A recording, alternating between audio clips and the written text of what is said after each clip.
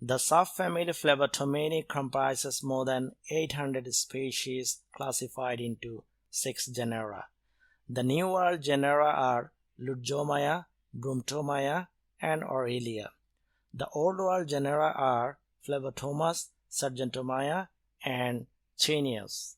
About half of the species are contained in the genus Lutzomya, one-third in Sargentomya, and the majority of the remainder in the genus Phlebotomus.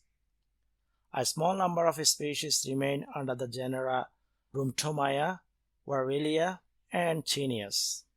Overall, around 464 species are considered as New World species and 375 species are considered as Old World species as of today. The genera or subfamilies are distributed globally but absent from most oceanic islands and Oceania, including New Zealand. Remember that the New World genus Lutzomya and Old World genus Phlebotomus included species of public health and veterinary importance. What are the important species of sandflies? Keep watching until the end.